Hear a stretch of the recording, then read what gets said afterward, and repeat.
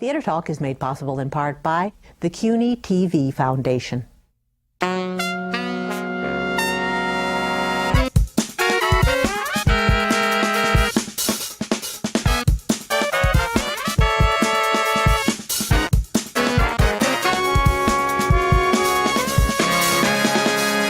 This is Theater Talk. I'm Susan Haskins.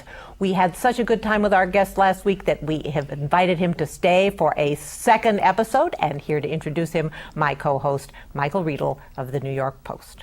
It doesn't get any better than this for a Broadway fan such as myself to have Charles Strouse with us at the piano. Thanks for sticking around for a second part of Theater Talk. We had such a great time. More than welcome. And I want to mention your terrific memoir coming out this summer, Put on a Happy Face, a Broadway memoir by Charles Strouse, which takes us through your life and career. And when you were here last week, we just got up to Golden Boy.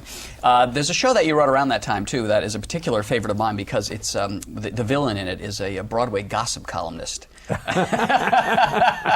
I have often identified with the Jack Cassidy role in It's a Bird, It's a Plane, It's Superman. Tell me a little. I was always curious about the actor Jack Cassidy because he was really a great kind of Broadway leading man, the likes of which we don't see anymore. No, because he did such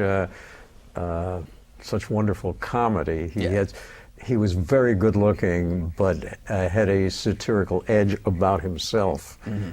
You know, it's as though he was always kind of winky. You know, I'm making fun of myself. He was making fun of himself. Yeah. And he was very deep. I got to know Jack quite well before he died, and he was very deep. He was very creative. He wrote a couple of plays, one of which I read about an Irish funeral, which seemed so opposite from the way he was. And he was one of the actors who with whom I'd opened up with, and he with me, and he was just a very, very nice man. On the end of the last track of a re-release I have of It's a Bird, It's a Plane, It's Superman, you have a song that you wrote that didn't make it into the show. I think it was called Dot. It bombed in the theater. Really? And because nobody understood what ... meant. And I love it because it captures the spirit of that kind of gossip column writing. Lee was in the newspaper business, and he knew all these innuendos that Winchell and some of the columnists might, not you, but some of the columnists might use. Right. But in It's a Bird, It's a Plane, you have my favorite Charles Strouse song, Possibilities, which you wrote for Linda Lavin. That's and correct. that was the song that really sent her on her way as a star. Yeah. Would you do that for us, Possibilities? Yeah. Haircut, simply terrible. Necktie, the worst. Pairing, just unbearable. What to tackle first still? You've got possibilities, maybe even a lot. Red hot possibilities you don't even know you've got. And bearing just I really came prepared for this. I'm Mountains are unmovable. That hat has to go still. You've got possibilities. It takes a woman to tell. Red hot possibilities. Why be shy and ill? It is you've got possibilities. You don't even know.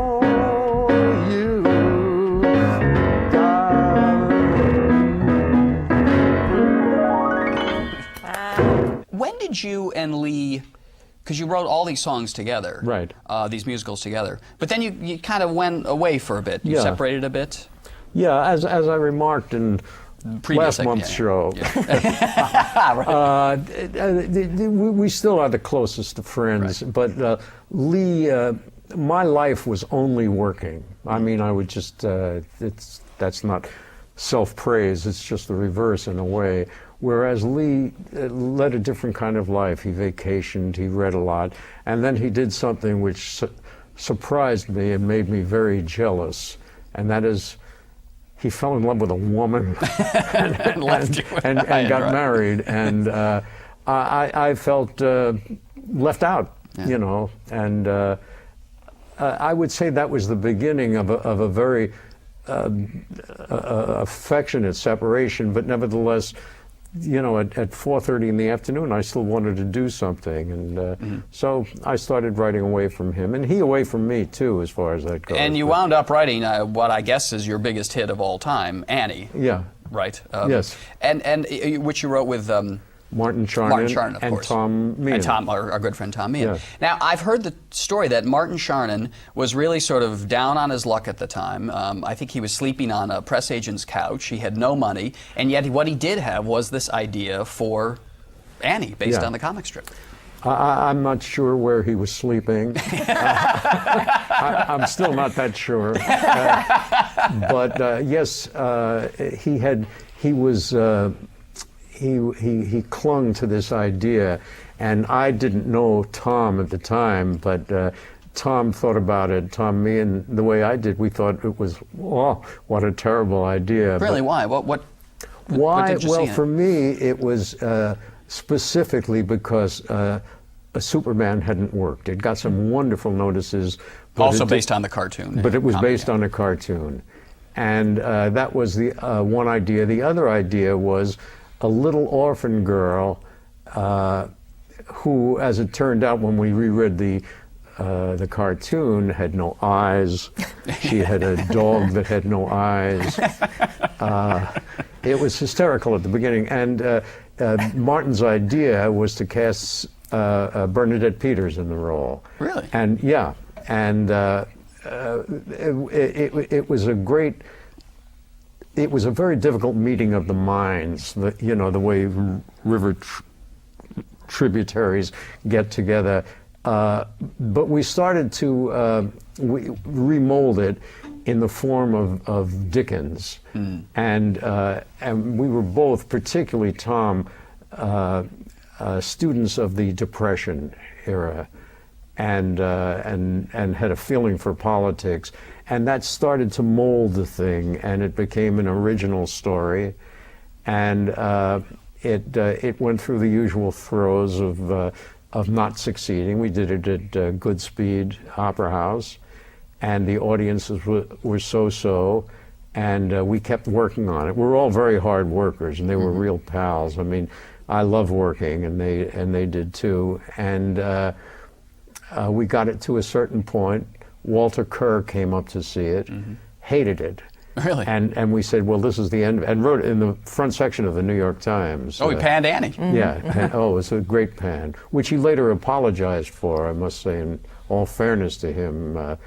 But we read and reread his review as if it were the Talmud or something. I mean, we said, why did he say that? Why did he say that? And we made changes. Anyway, the show started to work, and one night, one of my best friends, a woman by the name of J. Presson Allen, Yeah, wonderful writer. a wonderful author herself, came up to see it because I knew her well enough that she would say, close it. And she said, I think you have a hit here. And she called Mike, even though I knew Mike Nichols. Yeah. I knew Mike because he was one of the original authors or putative authors of Bye Bye Birdie. It didn't work out. I see. Yeah, the producer didn't like his, and Mike Nichols and Elaine's May, yeah. work. Elaine, yeah. And so I knew him, but I wouldn't have the nerve to call him then. But she called him. She said, if I can say this on your network, she said, get your ass down here, Mike. He was having a baby at the time. But when she commands, people obey. And he came down and he liked it, and he said, I want to produce So this. what did he bring to the table? Didn't he have Mike with Dorothy Nichols? Loudon, who was one of the great villains of all time, as Miss Hannigan? in He the he cast was able to get her Yeah. to do it, but it was really her husband's decision. If I'm to go into the detail, her husband was a musician by the name of Norman Parrish, one of the nicest men, who used to employ me all the time. So we were good. When I was just starting out, he was doing a lot of concerts and fashion shows, and I was like number 3 guy. And he said to Dorothy, it's a good score. I like the score. Oh, she wouldn't have done it. Did you write a song specifically for Dorothy? Did you write Easy Street for her or Hard Knock Life? or- Well, no. I think we may have written Little Girls. No, we wrote that before she came in the show. I don't. I don't remember, to tell you the truth, whether we wrote anything specific. I Well, love she E- made it all her own. Yeah, I love Easy Easy Street. Could you give us a little Easy Street? Because I can just see Dorothy bumping and grinding. Easy Street, Easy Street, where the rich folks play night and day, yeah, yeah, yeah. Whoa, whoa, whoa. I repeat, Easy Street. When you get there, stay.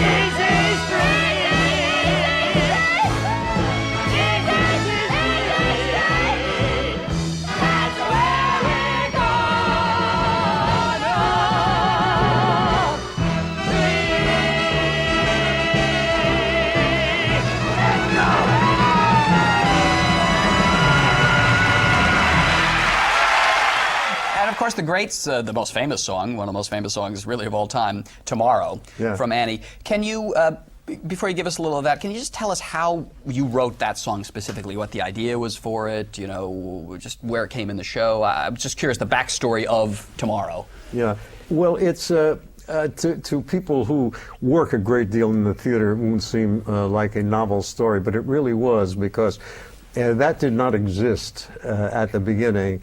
And Martin Trinan, who also directed the show, she finds the dog, Sandy. She has an encounter with a policeman, and the next scene is they're back at the orphanage with the thing. And there was time needed for her to get there. I mean, the scene had been exhausted somehow by Tom, and so we put a song in there really to span the time. The kill time. And we knew that she was a hopeful girl and Yeah. all. And and Martin had a very clever scene change. There was a billboard fence that went this way, and then when this came out, we were in the orphanage. And so, but we needed an extra 2-3 minutes, and that's when the song was written for that purpose. And for months, it got a terrific hand the first time. And I remember going in the back of the theater and saying to Martin, that scene change is fantastic. They really love that. And he took, bows for it, which of course it was. And it never Didn't realize it was the song? I never realized for months that people really liked the song. And of course it's been miraculous that, I mean, we've had, well, it's all in the book. Yes, well, Yeah. can you give us that song? I mean, arguably your most famous song. The sun will come out tomorrow. Bet your bottom dollar that tomorrow there'll be sun. Just thinking about tomorrow clears away the cobwebs and the sorrow. Till there's none when I'm stuck with a day that's gray and lonely. I just stick out my chin and grin and say,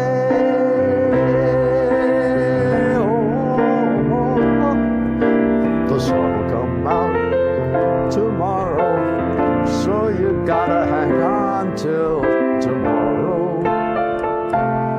Come what may, tomorrow,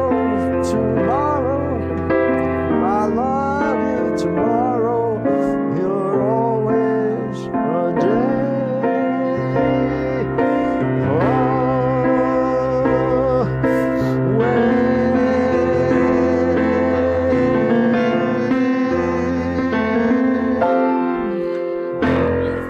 I've heard that song so many times, but to hear you play, you realize just how much more complicated that melody is. It's a very complicated, which is a very funny thing. I mean, I know you're into this kind of thing in more detail than most people are, but I tried very hard to reflect the 20s and 30s in that show. But this and one other song, Hard Knock Life, were definitely not of the 20s. And I thought critics would call me on this particularly because the chords in there are very, they're guitar chords. They're very influenced by rock and all that kind of. Nobody ever said anything about it. I don't think people really listen to.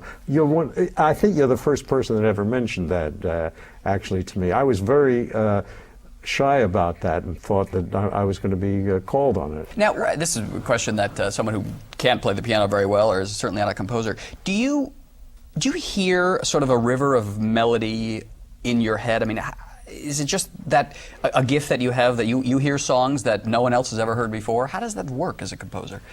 Well, I try to answer that question for myself in the book, but I think I would speak for a lot of composers, perhaps, that the idea of composing music is like reconstructing a dream. You can't do it really. It has to kind of come to you.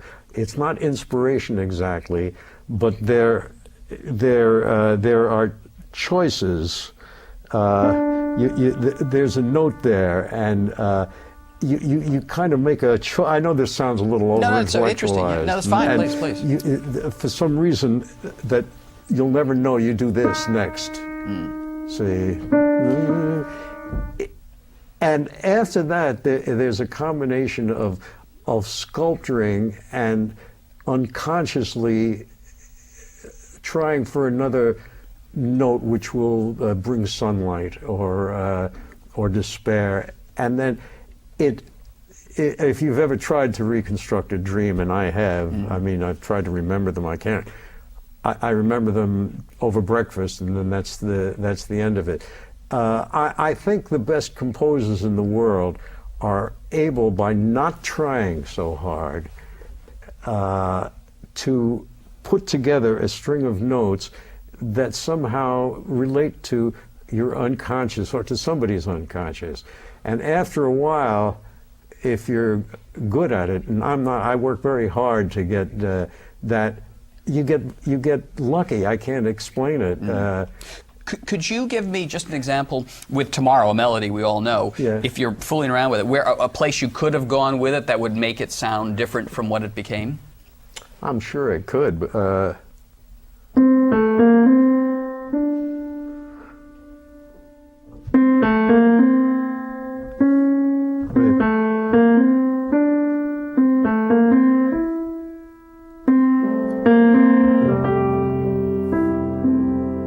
Takes on a kind of different character. Yeah, but I mean, you know, I'm a jazz pianist, so it's nothing to me to kind of, I wouldn't call it high-class improvisation, but certainly those are choices that I could have made, and that it came out. And we didn't have any lyric. Oh, you wrote the melody first? Yeah. In fact, I did that always, with the one exception with Martin Charnin was Hard Knock Life. He wrote that whole lyric first, and I said, I never heard that expression, Hard Knock Life. He assured me it was done in the 20s and 30s, but that was I wrote that too. Otherwise, he liked me to write a melody, and then so that was the way that was done. Yeah, interesting.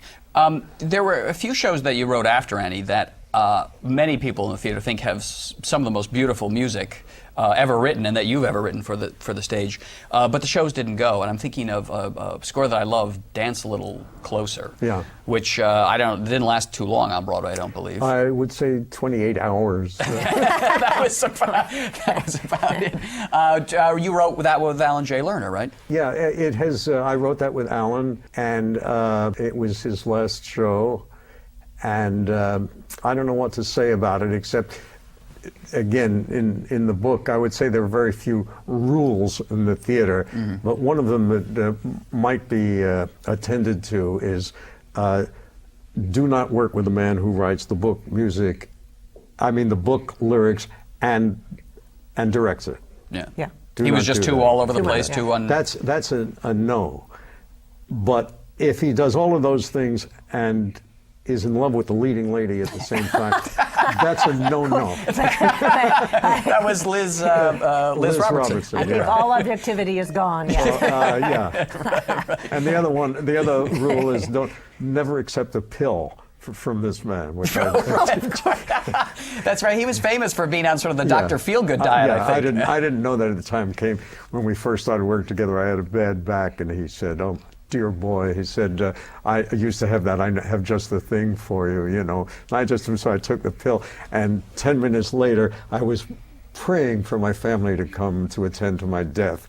That's how bad I felt. Wow. Oh, well. Boy. Did you know when you Alan J. were, Lerner, yeah. you know, though, when you were writing the musical that it just wasn't going to go? Or when does it No. kind of dawn on you that the show you're involved in is not going to make it? There were things that Len Carrier was probably much better at saying these things.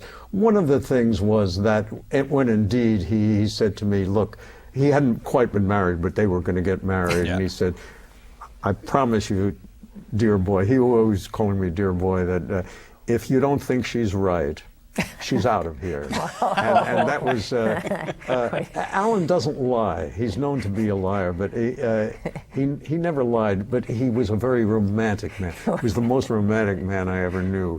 When he loved a woman, he loved her so profoundly and was so moved by the sexual part of her and the fact, I don't know, maybe it was because he was a little shorter than a lot of men. I don't know, I'm just making that up as I'm saying that.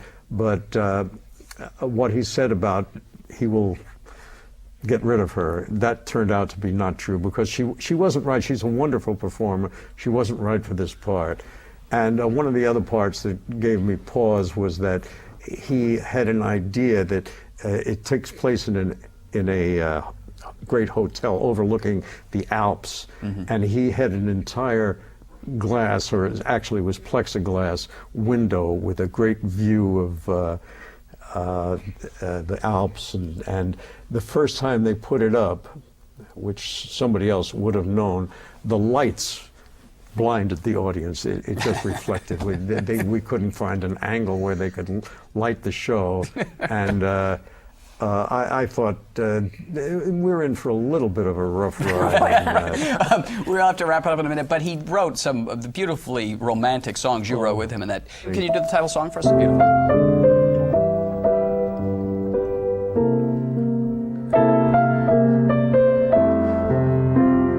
Dance a little closer, like it used to be. I need someone warm within my arms, so please don't whirl away from me. Dance a little closer. We don't have to speak. I just wanna feel you near and softly hear you whisper in my cheek while the music's playing. Can't we just pretend this is not a song for just the moment, but a song without an end? Dance a little closer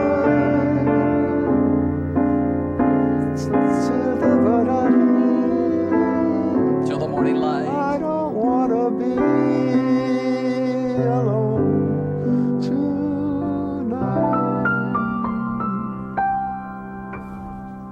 Beautiful. Now that's the best case that you can make for encores to do Dance a Little Closer. I think. I love it.